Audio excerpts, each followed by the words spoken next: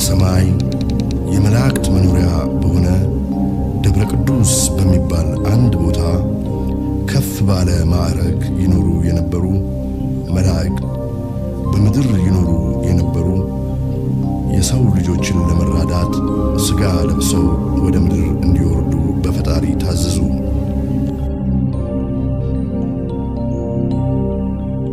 እነኚህም የሰው ልጆችን ተመስለው ወደ ምድር እንዲወርዱ የተደረጉ መላእክት መሬት በደረሱ ጊዜ በምድር የሚኖሩ ሴቶች የሰው ልጆችን አይተው በውበታቸው ተማርከው ለሥጋዊ ምኞት ተመኟቸው።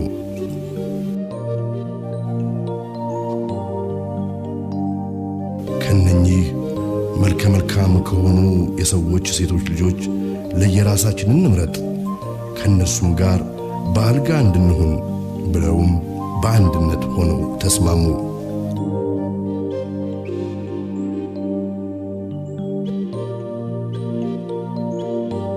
በዚችም የጸናች ኃጢአት ሳቢያ ፍርድ ከፈጣሪ በታዘዘ ጊዜ እስሚያዛ የተባለው አለቃቸው ብቻ ሳይሆን ሁሉም የቅጣቱ ተካፋዮች ሊሆኑ እንደሚገባ መሐላን ተማምለው ውሳኔያቸውን በአንድነት አጸኑ።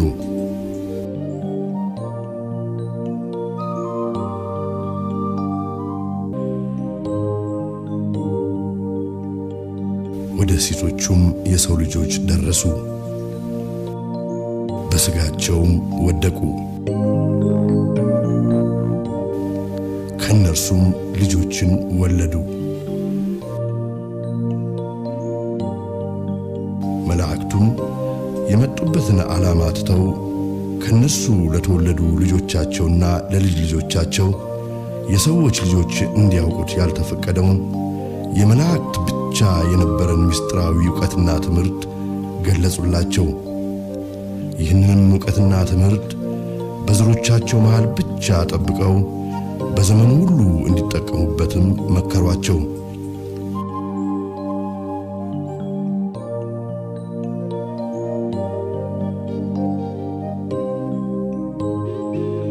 ይህ ምስጢራዊ ዕውቀትና ትምህርት በኋላ ዘመን ለሰዎች ልጆች መጥፊያቸው የሚሆን የዓለምን ክፉ ለውጥ ሁሉ ያመጣ ትምህርት ነው።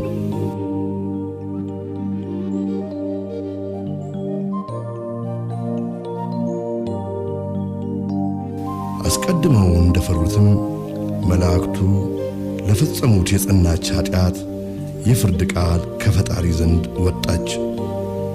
ይህችንም እርግማን የተቀላቀለባት ከፈጣሪ የታዘዘች የፍርድ ቃል እንዲነግራቸው በበጎ ሥራው ሳቢያ ከሰዎች ሁሉ አስቀድሞ ጸሐፍትና የእግዚአብሔር ምስክር እንዲሆን ተመርጦ በሕይወት ሳለ ወደ ሰማይ የተነጠቀው የያሬድ ልጅ ጻድቁ ሰው ኢትዮጵያዊው ሄኖክ ወደ እነርሱ ተላከ።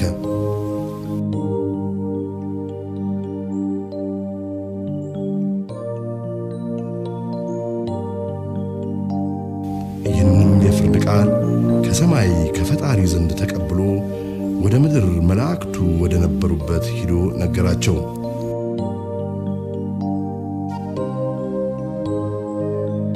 ይህ የፍርድ ቃል መላእክቱና ሚስቶቻቸው እንዲሁም ልጆቻቸውና የልጅ ልጆቻቸው ለፈጸሙት የጸናች ኃጢአት መቼም ቢሆን ከፈጣሪ ዘንድ ምሕረት እንደማያገኙ ወይም እንደማይደረግላቸው የሚደነግግ አስደንጋጭ የሆነ የፍርድ ቃል ነበር።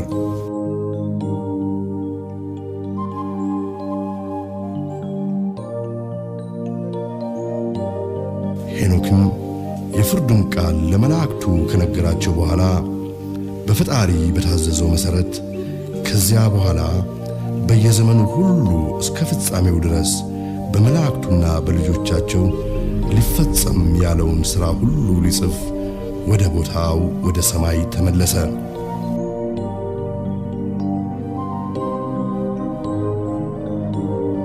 ከጊዜ በኋላም ይህ ሄኖክ ያመነበትና በሰማይ ባሉ ቅዱሳን መላእክትም እየተረዳ ያየው የሰዎች ልጆችና በምድር ሥጋ ለብሰው የሚኖሩ የመላእክትን ነገር የሚመሰክር መጽሐፍ፣ ይሄውም መጽሐፈ ሄኖክ ከጊዜ በኋላ ኢትዮጵያ ተብላ በምትጠራ ምድር ተገኘ።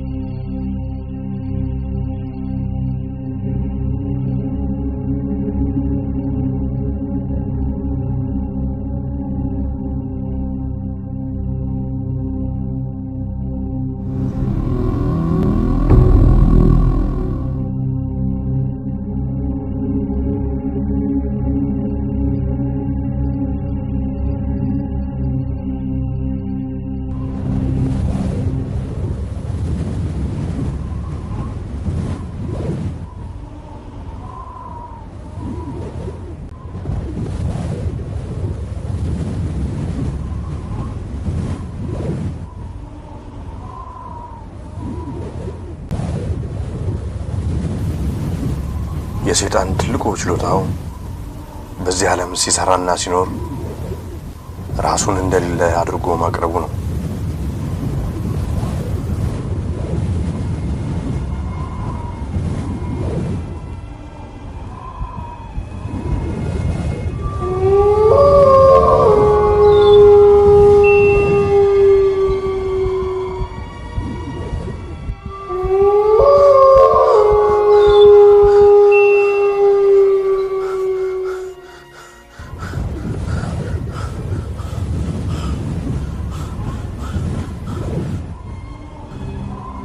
ታሪክ እንደሚነግረን የአንታርክቲክ ውቅያኖስ ክፍል የሚሆን አንድ ሰፊ ቦታ ነበር።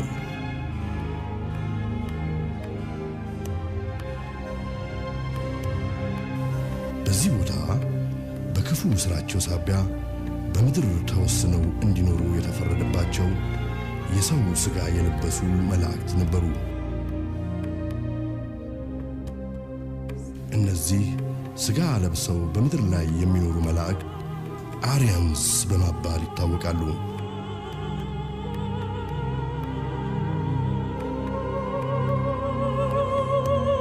ከጊዜ በኋላ ብዙዎቹ እነዚህ ፍጡራን ከሰማይ በታዘዘ የጥፋት ውሃ ሲቀሰፉ ከውሃው ጥፋት የተረፉት ጥቂቶቹ በጀልባ ወደ ህንድና ትቤት ከፍታማ ቦታዎች ይኮበልላሉ።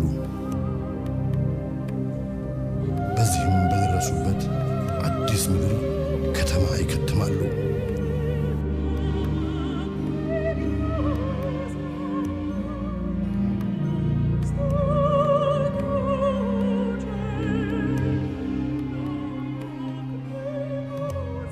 ይህንን ከተማቸውን አትላንቲስ ብለው ይሰይሙታል።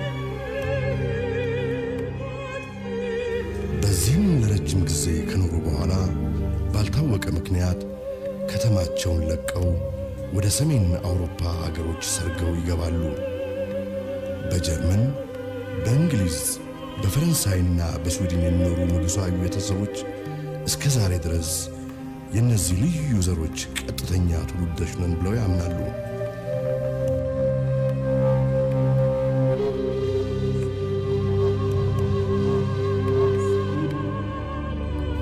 ይህ ፊልም የነሱ የቅርብ ጊዜ ታሪክ ነው።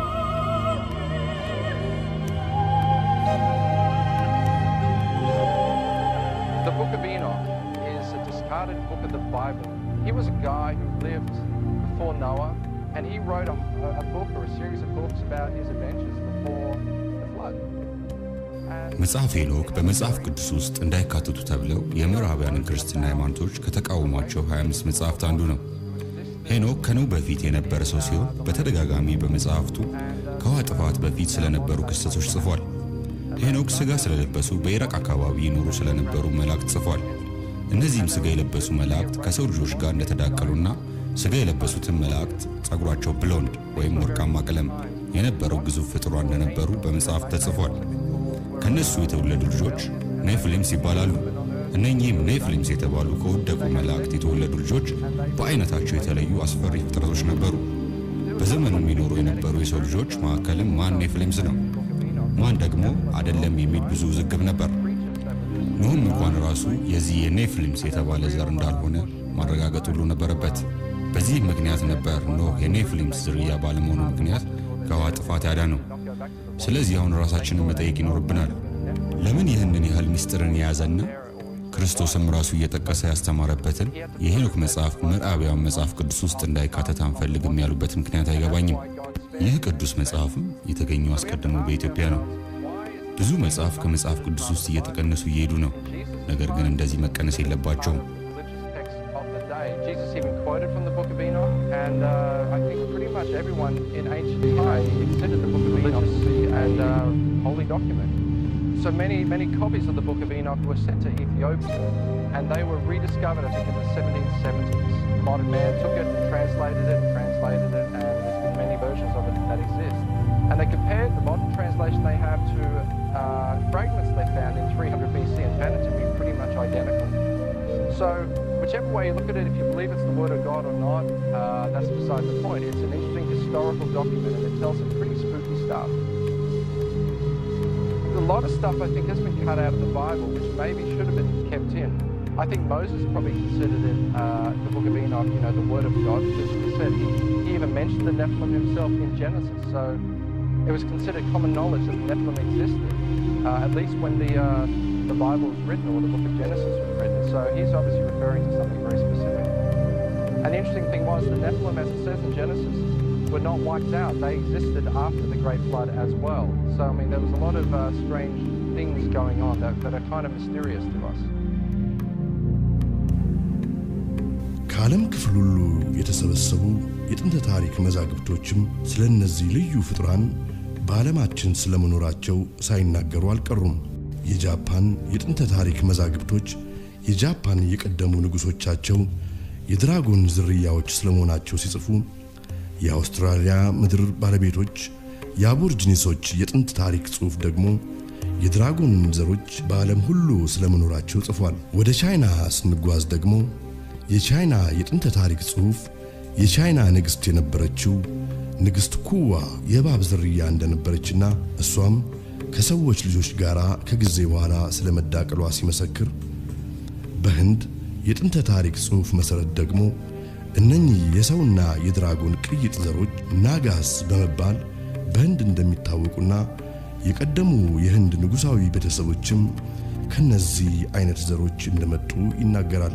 በተለያዩ በመካከለኛ ምስራቅ ያሉ የሀገሮችና የህዝቦች የጥንት ታሪክ ጽሑፎች ከሰማይ የወደቁ መላእክት በምድር ካሉ ከሰው ልጆች ጋር ስለመዳቀላቸው የሚተርኩ ጽሑፎች በሰፊው ያሏቸው ሲሆን፣ የደቡብና የሰሜን አፍሪካ የጥንት ታሪክ ጽሑፎች እነኚህን ፍጡራን ቺታሁሪስ በማለት ይጠሯቸዋል። ቺታሁሪስ ማለት የድራጎን ወይም የእባብ ዝርያ ማለት ነው። የቀደሙ ንጉሣዊ ቤተሰቦቻቸውንም የነኚህ ዘሮች ቀጥተኛ ትውልዶች እንደነበሩ የሚናገሩ ታሪኮች በሰፊው አሏቸው። በደቡብ አሜሪካም ማያ በመባል የሚታወቁትም ህዝቦች ስለነዚህ ፍጡራን የሚመሰክሩ ተመሳሳይ የጥንት ታሪክ መረጃዎች አሏቸው። በአሜሪካን ባሉ ሬድ ኢንዲያንስ በመባል በሚታወቁት ህዝቦች ቋንቋ መሠረት ሱ ማለት እባብ ማለት ሲሆን፣ ሪክዌ ማለት ደግሞ የሰውና የድራጎን ወይም የእባብ ቅይጥ ዘር ማለት ነው። እነኚህ ሪክዌ የተባሉትም ዘሮች በምድር ሁሉ እንዳሉ የሚመሰክሩ የጥንት ታሪክ መረጃዎች አሏቸው። መጽሐፍ ቅዱስም ስለነዚህ ፍጡራን በተደጋጋሚ የጻፈ ሲሆን ከወደቁት መላእክት የተወለዱትንም ልጆች ኔፍሊምስ ብሎ ይጠራቸዋል። በአጠቃላይ የወደቁት መላእክት ከሰው ልጆች ጋር ስለመዳቀላቸው ሳይመሰክር ያለፈ የዓለም ሕዝብ ታሪክ ካለ ታሪኩ ሳይኖር ቀርቶ ሳይሆን ሆን ተብሎ ተደብቆ እንዲቀር በተደረገበት ቦታ ብቻ ነው። This is how we believe the Chitauri look like. They were created in this, you see, sir? This is how a Chitauri looks like. It stands about 11 feet high. It is a very... ቺታውሪ ይህንን ነው የሚመስለው። ቁመታቸው እስከ 11 ጫማ ይደርሳል። ረጅም ፍጥረቶች ሲሆኑ አጥንት ያላቸው አይመስሉም። ጣቶቻቸው በጣም የመተጣጠፍ ባህሪ ያላቸው ናቸው። አንዳንዶቹ ቺታውሪዎች 3 ጣቶች ከአውራ ጣት ጋር ያሏቸው ሲሆኑ አንዳንዶቹ ደግሞ 6 ጣቶች ከአውራ ጣት ጋር ያሏቸው አሉ። ሌሎች ቺታውሪዎች ደግሞ በአናታቸው ላይ ቀንዶች አሏቸው። ቀንድ የሌላቸው አይነቶችም አሉ። እንደዚህ አይነቶች ሌፓርድ ቺታውሪ በመባል ይታወቃሉ። ባለከፍተኛ ማዕረግ ቺታውሪ ግን ብዙ ጫፎቻቸው ሹል የሆኑ ቀንዶች ያሉት አይነት ነው። የሁሉም የበላይ የሆነው ቺታውሪ ደግሞ የነሱ ንጉስ እየተባለ የሚጠራው ሞባባ ሳምሆንግ የሚባል ቺታውሪ 2 ትላልቅ ቀንዶች አሉት። እንደዚህ እንደ አጋዘን ወደ ጎን የበቀሉ ቀንዶች አሉት። These are the lesser Chitauri, but the royal Chitauri have got a ring of sharp horns all around their head. And the very high Chitauri, like their king, Mobaba Samahong, they have got very long horns which grow this way. Not that way like a bull, but this way like certain antelope. አንድሩ ኮሊንስ የተባሉት ጻፊ እስከ ዛሬ 100 ዓመት ድረስ እነዚህ የወደቁ መላእክት ልጆች ኔፍሊምስ በስኮትላንድ በተደጋጋሚ ይወለዱ እንደነበር The Legacy of the Fallen Angels በሚባለው ጥናታዊ ጽሑፋቸው ይዘግባሉ።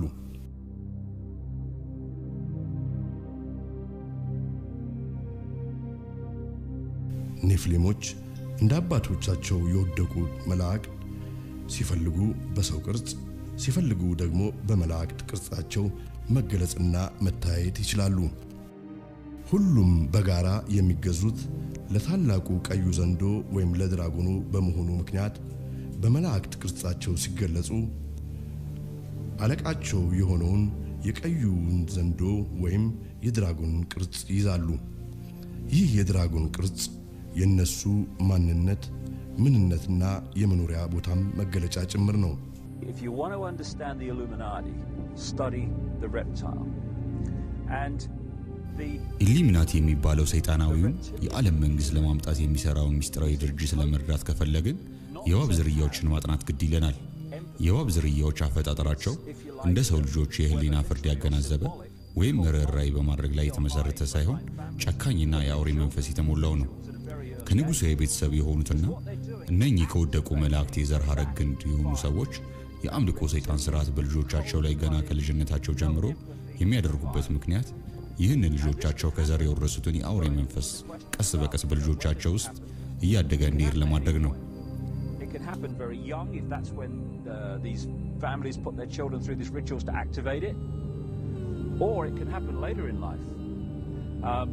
And once it's activated, then they start to change personality.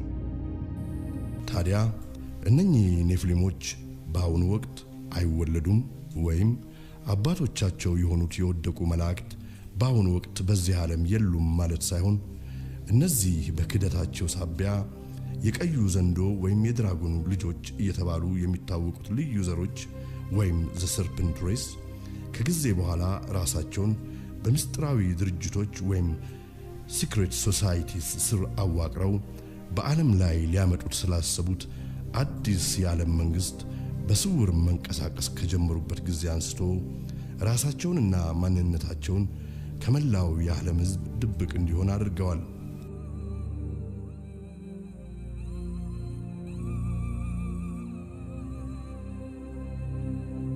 የታላቋ ብሪታንያ ኢንግላንድ መጠሪያ ስሟ ኤንጅልስላንድ ወይም የመላእክት ምድር ከሚለው የቀድሞ መጠሪያ ስሟ የተገኘ ሲሆን የትኞቹ መላእክት ቢሉ ደግሞ መልሱ በኢንግላንድ ዋና ከተማ በሎንዶን በተለያዩ ዋና ዋና ቦታዎች በግልጽ ለምስክርነት ተደርገው በቆሙ ሐውልቶችና ህንጻዎች ላይ ቁልጭ ብሎ ይገኛል። አሁን ያለነው በለንደን እምብርት ተብሎ ሊጠራ በሚችለው ስትራንድ በሚባለው አካባቢ ነው። ይሄ የፋይናንሻል ሴክተሩ ወይ ለንደን ማዕከለኛ ከተማው አካባቢ ነው አሁን ያለነው። አሁንም እንደምናየው እዚህ ቦታ ላይ ተተክሎ የሚታየው ይሄ ምስል እንደገና ደግሞ የድራገን ምስል ሆኖ እንደገና እናገኘዋለን። ቀዩ ዘንዶ እየተባለ የሚታወቀው ድራጎን ምስሉና ሐውልቱ በለንደን ከተማ በብዛት ተተክሎ ሲገኝ ከሚቲዮሎጂ ጥናት የምናውቃቸው የግሪክና የባቢሎን ጎድስ እና ጎደስስ እየተባሉ በጥንት ዘመን ይመለኩ የነበሩ ስጋ የለበሱ የወደቁ መላእክት ምስሎች በተደጋጋሚ በሐውልቶችና በድንጋይ ላይ ቅርጾች በክብር በከተማይቱ ሁሉ በሰፊው ተንሰራፍተው መገኘታቸው ደግሞ ለንደንን እውነትም የወደቁት መላእክት ምስጢራዊ ምድር ሊያሰኟት ይችላሉ።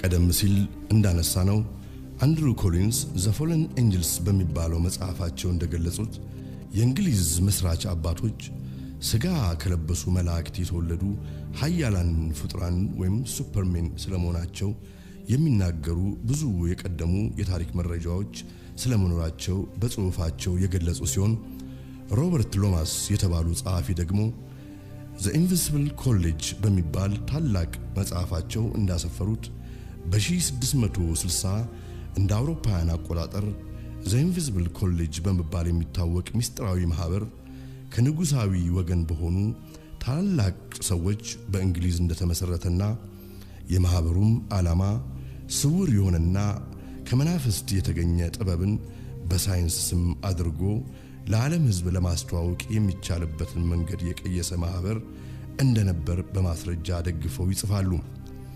ሮበርት ሎማስ እንደሚሉት ለዘመናዊ ሳይንስ እድገት ከፍተኛ አስተዋጽኦ አበርክተዋል ተብሎ የሚነገርላቸው እንደ ሰር አይዛክ ኒውተን፣ ሮበርት ቦይል እና ሌሎችም በርካታ እንግሊዛዊ ሳይንቲስቶች የዚህ ምስጢራዊ ማህበር መስራቾች የነበሩ ሲሆን ሁሉም በተለያዩ ጊዜያት ስውር ከሆኑና በአካል በየጊዜው ይገለጹላቸው ከነበሩ ፎለን ኤንጅልስ ወይም የወደቁ መላእክት ጋር በተደጋጋሚ ይገናኙ እንደነበርና በዘመናችንም አበርክተዋል የተባሉትን የሳይንስ ዕውቀቶችን ቃል በቃል ከነኚህ መላእክት የተሰጣቸው ሰማያዊ ምስጢሮች እንደሆኑ በማስረጃ ደግፈው ይጽፋሉ።